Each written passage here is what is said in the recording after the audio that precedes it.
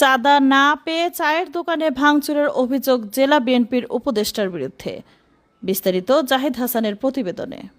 সিরাজগঞ্জের শাহজাদপুরে চাঁদার টাকা না পেয়ে চায়ের দোকানে ভাঙচুর ও দোকানিকে মারধরের অভিযোগ উঠেছে বিএনপির নেতা মোহাম্মদ আব্দুস সালামের বিরুদ্ধে। অভিযুক্ত আব্দুস সালাম শাহজাদপুর উপজেলার জালালপুর ইউনিয়নের বাসিন্দা এবং সিরাজগঞ্জ জেলা বিএনপির উপদেষ্টা।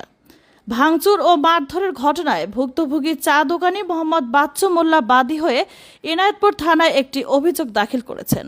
অভিযোগ সূত্রে জানা যায়, গত বৃহস্পতিবার ২রা অক্টোবর সন্ধ্যা ৬:৩০টার দিকে উপজেলার জালালপুর বাজারে মোহাম্মদ বাচ্চু মোল্লার চায়ের দোকানে যায় সিরাজগঞ্জ জেলা বিএনপির উপদেষ্টা মোহাম্মদ আব্দুস সালাম ও তার ৫-৬ জন অনুসারী। এ সময় তারা ওএমএস এর ১৫ টাকা কেজি দরের চালের ডিলারশিপ বাচ্চু মোল্লাকে পাইয়ে দিয়েছে বলে ৩০,০০০ টাকা দাবি করে। এ সময় সকল নিয়ম মেনে ডিলারশিপ পেয়েছে বলে কোনো চাঁদা দিতে পারবে না বলে জানালে চায়ের দোকানে ভাঙচুর করে এবং মোহাম্মদ বাচ্চু মোল্লাকে মারধর করে। একই সাথে দোকানে রাখা ওএমএস এর ৫২১ বস্তা চাউল বিক্রির ২,৩২,০০০ টাকা ছিনিয়ে নিয়ে যায় বলেও অভিযোগে উল্লেখ করেন ভুক্তভোগী মোহাম্মদ বাচ্চু মোল্লা।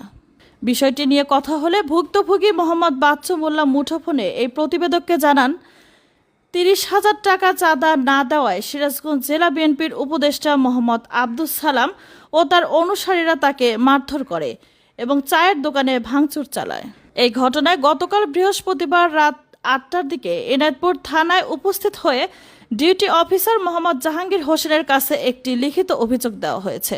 বিষয়টি নিয়ে কথা হলে এনায়েতপুর থানার ওসি মুঠোফোনে জানান, গতকাল রাতে পূজার কারণে ব্যস্ত থাকায় কে অভিযোগ দিয়েছে জানা নেই, দেখে জানানো হবে বলেও জানান এই কর্মকর্তা।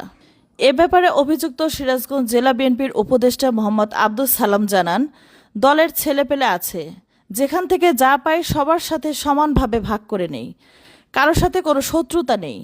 চায়ের দোকানে একটা গন্ডগোল হয়েছে, ওখানে চায়ের দোকানদারের ছেলেই আমাকে মেরে পাঞ্জাবি ছিঁড়ে দিয়েছে, আবার আমার বিরুদ্ধেই থানায় অভিযোগ দিয়েছে।